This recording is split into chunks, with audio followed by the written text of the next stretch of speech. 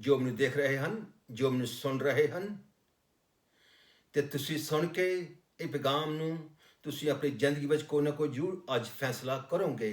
ਮੇਰੀ ਇਹ ਉਮੀਦ ਹੈ, ਮੇਰੀ ਇਹ ਪ੍ਰਾਰਥਨਾ ਹੈ ਕਿ ਤੁਸੀਂ ਆਪਣੀ ਜ਼ਿੰਦਗੀ ਦੇ ਸਫ਼ਰ ਨੂੰ ਜਾਣਦੇ ਹੋ ਕਿ ਤੁਸੀਂ ਕਿਹੜੇ ਰਸਤੇ ਵਿੱਚ ਜਾ ਰਹੇ ਹੋ। ਉਸ ਰਸਤੇ ਦਾ ਅੰਤ, ਤੁਹਾਡੀ ਜ਼ਿੰਦਗੀ ਦੇ ਸਫ਼ਰ ਦਾ ਅੰਤ ਕੀ ਹੋਵੇਗਾ। ਅੱਜ ਮੈਂ ਦੋ ਰਸਤਿਆਂ ਵਾਸਤੇ ਗੱਲ ਕਰਾਂਗਾ ਕਿ ਦੋ ਰਸਤੇ ਹਨ ਜੋ ਬਾਈਬਲ ਦੱਸਦੀ ਹੈ। ਪਹਿਲਾਂ ਆਪਾਂ ਹੁਣ ਬਾਬ ਨੂੰ ਪੜ੍ਹਦੇ ਹਾਂ ਤੇ ਫਿਰ ਮੈਂ ਇਹਦੇ ਉੱਪਰ ਪ੍ਰਚਾਰ ਕਰਾਂਗਾ।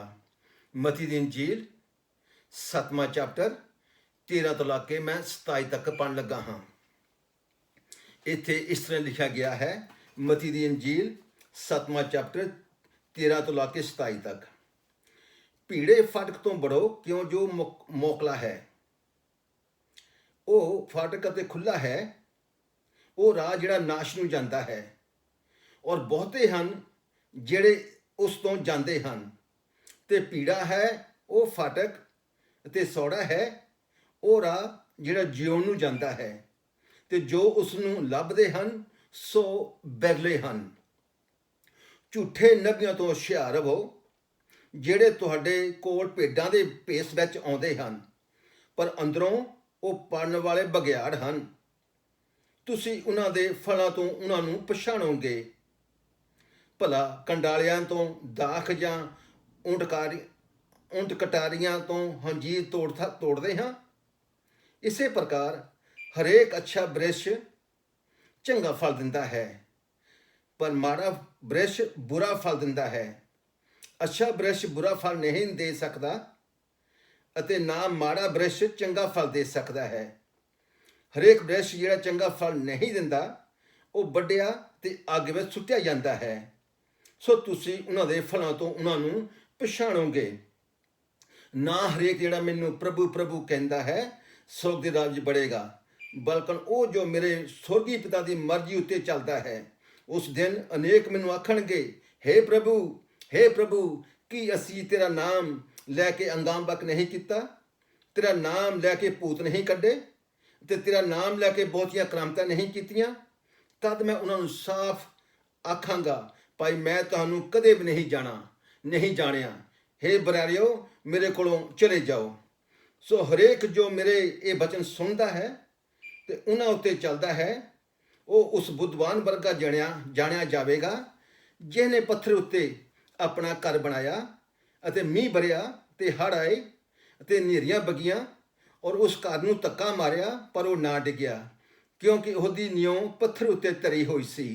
ਅਤੇ ਹਰੇਕ ਜੋ ਮੇਰੇ ਇਹ ਬਚਨ ਸੁਣਦਾ ਹੈ ਤੇ ਉਹਨਾਂ ਉੱਤੇ ਨਹੀਂ ਚੱਲਦਾ, ਉਹ ਉਸ ਮੂਰਖ ਵਰਗਾ ਠਹਿਰਾਇਆ ਜਾਵੇਗਾ, ਜਿਹਨੇ ਆਪਣਾ ਘਰ ਨੂੰ ਰੇਤ ਉੱਤੇ ਬਣਾਇਆ ਅਤੇ ਮੀਂਹ ਵਰਿਆ, ਹੜ੍ਹ ਆਏ ਔਰ ਹਨੇਰੀਆਂ ਵਗੀਆਂ, ਔਰ ਉਸ ਘਰ ਨੂੰ ਧੱਕਾ ਮਾਰਿਆ, ਉਹ ਢਹਿ ਪਿਆ ਤੇ ਉਹਦਾ ਵੱਡਾ ਨਾਸ ਹੋਇਆ।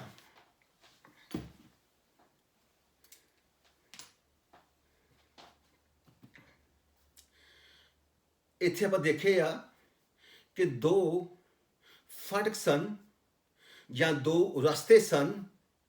ਇੱਕ ਚੌੜਾ ਰਸਤਾ ਸੀ, ਜਿਹੜੇ ਚੌੜੇ ਰਸਤੇ ਉੱਪਰ ਚੱਲਦੇ ਸਨ ਉੱਥੇ ਬਹੁਤ ਸਾਰੇ ਲੋਕੀ ਸਨ ਉਸ ਰਸਤੇ ਉੱਪਰ।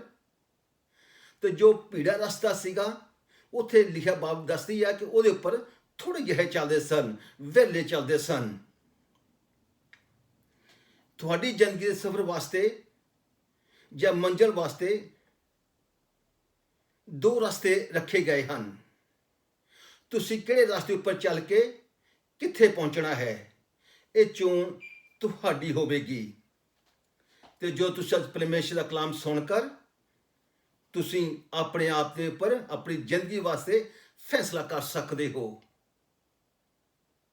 ਜੋ ਪਹਿਲਾ ਰਸਤਾ ਚੌੜਾ ਰਸਤਾ ਹੈ, ਉਹਦੇ ਉੱਪਰ ਪਹਿਲਾਂ ਮੈਂ ਗੱਲ ਕਰਾਂਗਾ ਕਿ ਚੌੜਾ ਰਸਤਾ ਕੀ ਹੈ। ਚੌੜੇ ਰਸਤੇ ਉੱਤੇ ਚੱਲਣਾ ਬਹੁਤ ਹੀ ਇਨਸਾਨ ਵਾਸਤੇ ਈਜ਼ੀ ਹੈ। ਜੋ ਇਸ ਰਸਤੇ ਉੱਤੇ ਚੱਲਦੇ ਹਨ ਬੜੇ ਹੀ ਇਨਸਾਨੀ ਨਾਲ ਆਪਣੀ ਮੰਜ਼ਿਲ ਪੂਰੇ ਤਰ੍ਹਾਂ ਉੱਥੇ ਪਹੁੰਚ ਸਕਦੇ ਹਨ।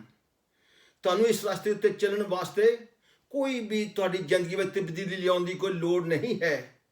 ਜੋ ਕਰਦੇ ਹੋ ਸੋ ਹੀ ਕਰੀ ਜਾਓ। ਜੋ ਖਾਂਦੇ ਪੀਂਦੇ ਆਨੰਦ ਮਾਣਦੇ ਹੋ ਦੁਨੀਆਦਾਰੀ ਨਾਲ ਕਰੀ ਚਲੋ। ਕੋਈ ਤੁਹਾਨੂੰ ਕੋਈ ਫਰਕ ਨਹੀਂ ਹੈ। ਆਪਣੀ ਮਰਜ਼ੀ ਕਰੋ। ਤੁਸੀਂ ਜੇ ਸੱਚ ਬੋਲਣਾ ਸੱਚ ਬੋਲੋ, ਜੇ ਤੁਸੀਂ ਝੂਠ ਬੋਲਣਾ ਤੁਸੀਂ ਝੂਠ ਬੋਲੋ। ਇਹ ਤੁਹਾਡੀ ਹੀ ਮਰਜ਼ੀ ਹੈ। ਤੁਹਾਨੂੰ ਕੋਈ ਵੀ ਰੁਕਾਵਟ ਨਹੀਂ ਇਸ ਗੱਲ ਦੇ ਉੱਪਰ। ਜਿਸ ਨੂੰ ਵੀ ਤੁਸੀਂ ਮੰਨਦੇ ਹੋ ਮੰਨੀ ਚੱਲੋ। ਕੋਈ ਵੀ ਰੱਬ ਦਾ ਭੈ ਰੱਖਣ ਦੀ ਤੁਹਾਨੂੰ ਕੋਈ ਲੋੜ ਨਹੀਂ ਹੈ। ਰੱਬ ਤੋਂ ਡਰਨ ਦੀ ਤੁਹਾਨੂੰ ਕੋਈ ਲੋੜ ਨਹੀਂ ਹੈ। ਜੇ ਤੁਸੀਂ ਆਕੜਖੋਰੇ ਹੋ ਜਾਂ ਤੁਸੀਂ ਹੰਕਾਰੀ ਹੋ, ਬਣੇ ਰਹੋ। ਇਹ ਵੀ ਤੁਹਾਡੀ ਹੀ ਮਰਜ਼ੀ ਹੈ। ਇਸ ਰਸਤੇ ਉੱਪਰ ਚੱਲਣ ਵਾਸਤੇ ਤੁਹਾਨੂੰ ਕੋਈ ਵੀ ਕਿਸੇ ਚੀਜ਼ ਦੀ ਰੁਕਾਵਟ ਹੈ ਨਹੀਂ। ਜੋ ਤੁਸੀਂ ਕੁਝ ਕਰਨਾ ਹੈ ਤੁਸੀਂ ਕਰੀ ਚੱਲੋ। ਤੁਹਾਡੀ ਇਸ ਜ਼ਿੰਦਗੀ ਦੇ ਉੱਪਰ ਕੋਈ ਪਾਬੰਦੀ ਨਹੀਂ ਲਾਈ ਗਈ ਕਿ ਤੁਸੀਂ ਆਹ ਨਹੀਂ ਕਰ ਸਕਦੇ ਜਾਂ ਤੁਸੀਂ ਉਹ ਨਹੀਂ ਕਰ ਸਕਦੇ, ਪਰ ਜੋ ਕੁਝ ਤੁਸੀਂ ਕਰਨਾ ਤੁਸੀਂ ਸੋ ਕਰੀ ਚੱਲੋ।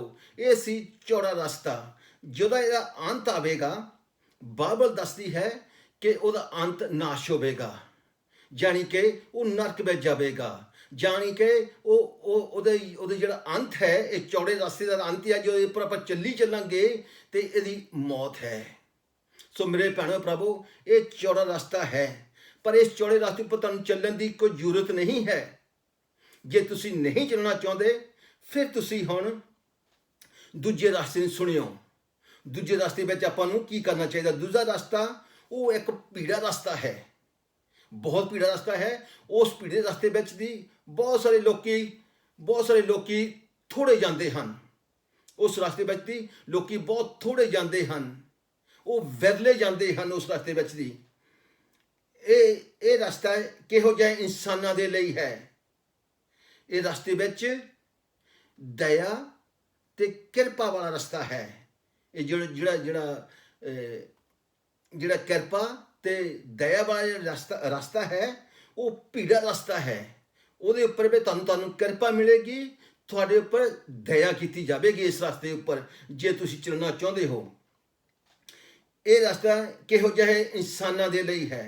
ਜੋ ਪ੍ਰਭੂ ਯਿਸੂ ਮਸੀਹ ਨੂੰ ਪਿਆਰ ਕਰਦੇ ਹਨ, ਜਿਨ੍ਹਾਂ ਨੇ ਪ੍ਰਭੂ ਯਿਸੂ ਮਸੀਹ ਨੂੰ ਕੁਰਬਾਨੀ ਨੂੰ ਕਬੂਲ ਕੀਤਾ ਹੈ ਕਿ ਮੇਰੇ ਵਾਸਤੇ, ਮੇਰੇ ਪਾਪਾਂ ਦੇ ਵਾਸਤੇ ਇਸ ਪਾਪ ਭਰੀ ਦੁਨੀਆ ਵਿੱਚ ਆਇਆ ਤੇ ਉਸਨੇ ਮੇਰੇ ਵਾਸਤੇ ਆਪਣੀ ਜਾਨ ਕ੍ਰੂਸ 'ਤੇ ਚੜ੍ਹ ਕੇ ਦੇ ਦਿੱਤੀ। ਤੇ ਉਹ ਦੱਬਿਆ ਗਿਆ, ਉਹ ਮੁਰਦਿਆਂ ਵਿੱਚੋਂ ਜੀ ਉੱਠਿਆ, ਉਹ ਫਿਰ ਵਾਪਸ ਆਉਣੇ ਵਾਲਾ ਹੈ। ਜਿਹੜਾ ਇਨਸਾਨ ਇਸ ਦੀ ਕੁਰਬਾਨੀ ਨੂੰ ਕਬੂਲ ਕਰ ਲੈਂਦਾ ਹੈ, ਉਹ ਇਸ ਰਸਤੇ ਦਾ ਭਾਗੀ ਬਣ ਜਾਂਦਾ ਹੈ। ਉਹ ਇਸ ਰਸਤੇ ਉੱਪਰ ਚੱਲ ਸਕਦਾ ਹੈ, ਕਿਉਂਕਿ ਪਰਮੇਸ਼ਰ ਨੇ ਉਹਦੇ ਉੱਪਰ ਦਇਆ ਤੇ ਉਹਦੇ ਉੱਪਰ ਕਿਰਪਾ ਕੀਤੀ। ਇਹ ਜਿਹੜੀ ਕਿਰਪਾ ਤੇ ਦਇਆ ਹੈ, ਇਹ ਇਸ ਇਨਸਾਨ ਦੀ ਹਮੇਸ਼ਾ ਦੀ ਜ਼ਿੰਦਗੀ ਵਾਸਤੇ ਹੈ। ਪ੍ਰਭੂ ਯਿਸੂ ਨੇ ਕਿਹਾ ਕਿ ਬਾਈਬਲ ਦੇ ਸ਼ਬਦਾਂ ਵਿੱਚ, ਮੈਂ ਰਾਹ ਹਾਂ ਤੇ ਮੈਂ ਦਰਵਾਜ਼ਾ ਹਾਂ। ਪ੍ਰਭੂ ਯਿਸੂ ਮਸੀਹ ਸਾਡਾ ਦਰਵਾਜ਼ਾ ਵੀ ਹੈ ਤੇ ਸਾਡਾ ਉਹ ਰਾਹ ਵੀ ਹੈ। ਆਪਾਂ ਉਹਦੇ ਥਾਣੇ ਸਵਰਗ ਨੂੰ ਜਾ ਸਕਦੇ ਹਾਂ। ਪਿਤਾ ਪਰਮੇਸ਼ਰ ਨਾਲ ਮੇਲ ਕਰਾ ਸਕਦੇ ਇਸ ਜ਼ਿੰਦਗੀ ਵਿੱਚ। ਬਲਕਿ ਆਪਾਂ ਨੂੰ ਹਮੇਸ਼ਾ ਜ਼ਿੰਦਗੀ ਇਸ ਰਸਤੇ ਉੱਪਰ ਚੱਲਣ ਵਾਸਤੇ ਸਾਨੂੰ ਪ੍ਰਭੂ ਯਿਸੂ ਮਸੀਹ ਨੂੰ ਕਬੂਲ ਕਰਨ ਨਾਲ ਸਾਡਾ ਇੱਕ ਨਵਾਂ ਜਨਮ ਹੋ ਜਾਂਦਾ ਹੈ।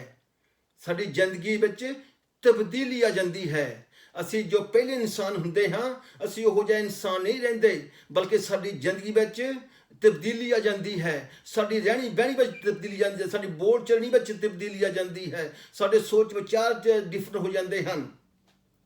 ਸੋ ਇਸ ਰਸਤੇ ਉੱਤੇ ਚੱਲਦੇ ਹਨ, ਉਹ ਪਹਿਲੇ ਵਰਗੇ ਇਨਸਾਨ ਨਹੀਂ ਰਹਿੰਦੇ। ਜੋ ਭੀੜੇ ਰਸਤੇ ਉੱਤੇ ਚੱਲਦੇ ਹਨ, ਉਹ ਮਸੀਹੀ ਦੁਸ਼ਟਾਂ ਦੀ ਮੱਤ ਉੱਤੇ ਨਹੀਂ ਚੱਲਦੇ। ਮੇਰੇ ਭੈਣੋ ਭਰਾਵੋ, ਮੈਂ ਦੱਸਣਾ ਚਾਹੁੰਦਾ ਹਾਂ, ਜੋ ਆਪਣੇ ਆਪ ਨੂੰ ਮਸੀਹੀ ਕਹਾਉਂਦੇ ਹਨ, ਉਹ ਦੁਸ਼ਟਾਂ ਦੀ ਮੱਤ ਉੱਤੇ ਨਹੀਂ ਚੱਲਦੇ।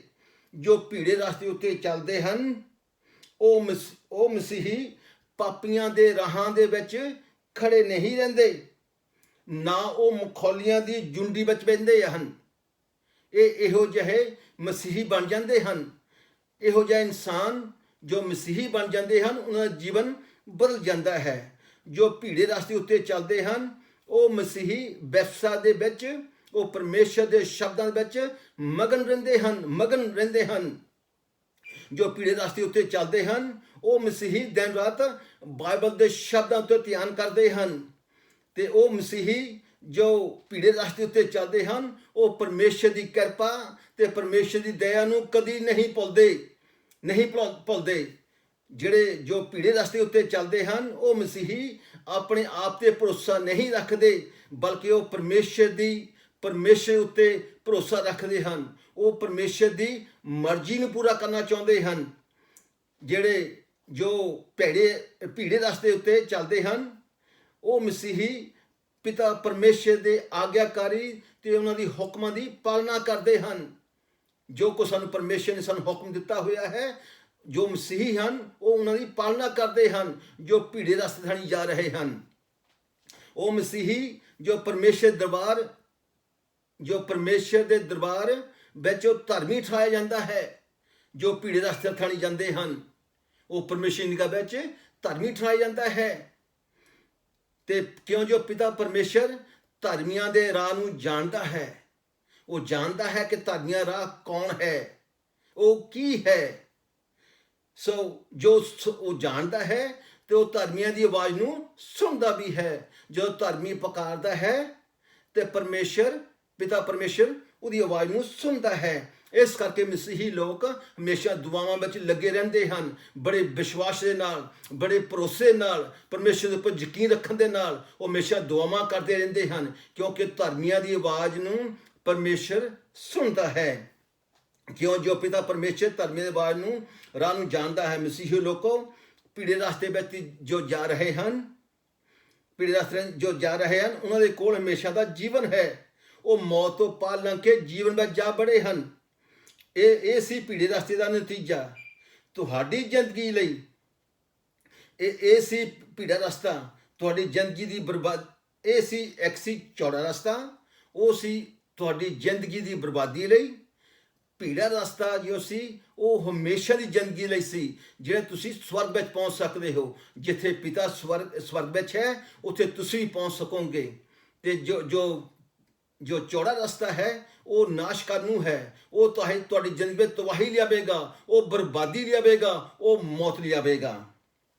ਫਿਰ ਵੀ ਅੱਜ ਪਵਿੱਤਰ ਆਤਮਾ ਤੁਹਾਨੂੰ ਬੁਲਾ ਰਿਹਾ ਹੈ, ਤੁਹਾਨੂੰ ਦੱਸ ਰਿਹਾ ਹੈ ਉਹ ਕਿ ਤੁਹਾਨੂੰ ਇਸ ਰਸਤੇ ਉੱਪਰ ਚੱਲਣ ਦੀ ਲੋੜ ਨਹੀਂ, ਬਲਕਿ ਅੱਜ ਮੈਂ ਤੁਹਾਨੂੰ ਪਾਪਾਂ ਤੋਂ ਕਾਇਲ ਕਰਦਾ ਹਾਂ। ਤੁਸੀਂ ਵੀ ਅੱਜ ਪ੍ਰਭੂ ਯਿਸੂ ਮਸੀਹ ਨੂੰ, ਉਹਦੀ ਕੁਰਬਾਨੀ ਨੂੰ ਕਬੂਲ ਕਰ ਲਵੋ, ਤਾਂ ਕਿ ਤੁਸੀਂ ਵੀ ਭੀੜੇ ਰਸਤੇ ਦੇ ਅਧਿਕਾਰੀ ਬਣ ਸਕੋ।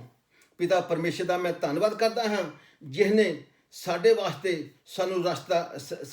ਇੱਕ ਯਿਸੂ ਨੂੰ ਰਸਤਾ ਬਣਾਇਆ, ਤਾਂ ਕਿ ਅਸੀਂ ਉਹਦੇ ਦਰਬਾਰ ਪਹੁੰਚ ਸਕੀਏ, ਉਹਦੇ ਘਰ ਵਿੱਚ ਪਹੁੰਚ ਸਕੀਏ। ਜਿੱਥੋਂ ਅਸੀਂ ਆਏ ਹਾਂ ਅਸੀਂ ਉਹਦੇ ਕੋਲ ਜਾ ਸਕੀਏ। ਸੋ ਮੇਰੇ ਭੈਣੋ ਭਰਾਵੋ, ਮੈਂ ਦੱਸਣਾ ਚਾਹੁੰਦਾ ਹਾਂ ਭੀੜੇ ਰਸਤੇ ਥਾਣੀ ਜਾਣਾ, ਲੋਕੀ ਤੁਹਾਨੂੰ ਠੱਠੇ ਕਰਨਗੇ, ਤੁਹਾਡੇ ਮਜ਼ਾਕ ਕਰਨਗੇ, ਤੁਹਾਡੇ ਉੱਤੇ ਬੁਰਾ ਭਲਾ ਲਾਉਣਗੇ, ਪਰ ਤੁਸੀਂ ਪਰਮੇਸ਼ਰ ਦੇ ਵਿੱਚ ਮਗਨ ਰਹਿਣਾ, ਕਿਉਂਕਿ ਪਰਮੇਸ਼ਰ ਭੀੜੇ ਰਸਤੇ ਜਾਣ ਵਾਲਿਆਂ ਨੂੰ ਜਿਉਣ ਬਖਸ਼ਦਾ ਹੈ। ਉਹ ਹਮੇਸ਼ਾ ਦੀ ਜ਼ਿੰਦਗੀ ਦਿੰਦਾ ਹੈ। ਸਾਡੇ ਪ੍ਰਭੂ ਯਿਸੂ ਮਸੀਹ ਨੇ ਸਾਡੇ ਵਾਸਤੇ ਸਭ ਕੁਝ ਕਰ ਦਿੱਤਾ ਹੈ ਤਾਂ ਕਿ ਅਸੀਂ ਉਹ ਭੀੜੇ ਰਸਤੇ ਥਾਣੀ ਜਾ ਸਕੀਏ। ਉਹ ਸਾਨੂੰ ਤਾਕਤ ਬਖਸ਼ੇਗਾ ਸਹਿਣ ਦੀਆਂ ਗੱਲਾਂ। ਤੇ ਮੇਰੇ ਭੈਣ ਭਰਾਵੋ, ਮੈਂ ਦੱਸਣਾ ਚਾਹੁੰਦਾ ਕਿ ਅੱਜ ਪ੍ਰਭੂ ਯਿਸੂ ਮਸੀਹ ਨੂੰ ਆਪਣਾ ਮੁਕਤੀ ਦਾਤੇ ਨੂੰ ਕਬੂਲ ਕਰ ਲਵੋ। ਇਹ ਦੋ ਰਸਤੇ ਹਨ ਦੁਨੀਆ ਦੇ ਵਿੱਚ, ਇੱਕ ਭੀੜਾ ਰਸਤਾ ਤੇ ਇੱਕ ਚੌੜਾ ਰਸਤਾ ਹੈ। ਤੁਸੀਂ ਕਿਹੜੇ ਰਸਤੇ ਉੱਪਰ ਜਾ ਰਹੇ ਹੋ? ਕਿਹੜੀ ਜ਼ਿੰਦਗੀ ਵਿੱਚ ਆਪਣੀ ਜ਼ਿੰਦਗੀ ਦਾ ਸਫ਼ਰ ਕਿਹੜੇ ਰਸਤੇ ਉੱਪਰ ਤੁਸੀਂ ਪੂਰਾ ਕਰਨਾ ਹੈ, ਸਫ਼ਰ ਕੱਟਣਾ ਹੈ?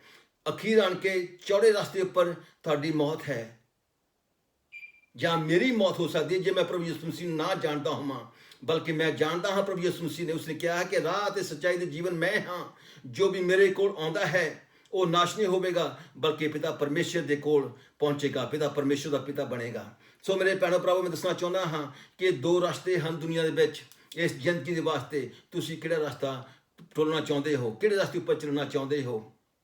ਅੱਜ ਮੈਂ ਇਹ ਤੁਹਾਡੇ ਮੂਹਰੇ ਸਾਰੇ ਮੂਹਰੇ ਇਹੀ ਮੈਂ ਕਹਿੰਦਾ ਹਾਂ ਕਿ ਤੁਸੀਂ ਚੰਗੀ ਚੁਣਿਓ, ਜਿਹੜਾ ਕਿ ਪੀੜੇ ਰਸਤੇ ਨਹੀਂ ਜਾਇਓ, ਜਿਹੜਾ ਕਿ ਜਿਉਣ ਦਾ ਰਸਤਾ ਹੈ। ਚੌੜੇ ਰਸਤੇ ਨੂੰ ਉਹ ਸ਼ੈਤਾਨ ਦਾ ਰਸਤਾ ਹੈ, ਉਹ ਤੋਂ ਤੁਸੀਂ ਬਚ ਕੇ ਰਹਿਣਾ ਹੈ। ਉਹ ਚਲਾਕ ਕਰਨ ਵਾਲਾ ਹੈ। ਉਹ ਕਹਿੰਦਾ ਹੋਗਾ ਕਿ ਰਾਮਦਿਆਲ ਉਦਾਂ ਹੀ ਪ੍ਰਚਾਰ ਕਰਦਾ ਹੈ, ਕੋਈ ਗੱਲ ਨਹੀਂ, ਇਹਦਾ ਇੱਦਾਂ ਬੋਲਦਾ ਰਹਿੰਦਾ ਹੈ, ਹਰ ਹਫ਼ਤੇ ਬੋਲਣ ਲੱਗ ਪੈਂਦਾ ਹੈ। ਇਹ ਬੋਲੀ ਜਾਣ ਦਿਓ, ਤੁਸੀਂ ਜੋ ਤੁਸੀਂ ਕਰਦੇ ਆ ਸੋ ਕਰੀ ਚਲੋ, ਕੋਈ ਪਰਵਾਹ ਨਹੀਂ। ਪਰ ਮੇਰੇ ਭੈਣੋ ਭਰਾਵੋ, ਇਹ ਜਦੋਂ ਆਪਾਂ ਪ੍ਰਚਾਰ ਸੁਣਦੇ ਹਾਂ ਰੱਬ ਦਾ, ਇਹ ਰੱਬ ਦੀਆਂ ਗੱਲਾਂ ਸੱਚੀਆਂ ਹਨ, ਕਿਉਂਕਿ ਉਹ ਸੱਚ ਬੋਲਦਾ ਹੈ। ਚੋਣ ਤੁਹਾਡੀ ਹੈ, ਤੁਸੀਂ ਕਿਹੜੇ ਰਸਤੇ ਚੁਣਨਾ ਹੈ, ਚੌੜਾ ਰਸਤਾ ਜਾਂ ਭੀੜਾ ਰਸਤਾ। ਚੌੜਾ ਰਸਤਾ ਉਹ ਤੁਹਾਨੂੰ ਤੁਹਾਡੀ ਜ਼ਿੰਦਗੀ ਦੀ ਸਫ਼ਰ ਦੀ ਬਰਬਾਦੀ ਲਿਆਵੇਗਾ, ਅਤੇ ਜੋ ਭੀੜਾ ਰਸਤਾ ਹੈ ਉਹ ਤੁਹਾਡੀ ਜ਼ਿੰਦਗੀ ਨੂੰ ਹਮੇਸ਼ਾ ਜ਼ਿੰਦਗੀ ਦੇਵੇਗਾ। ਆਮੈਨ।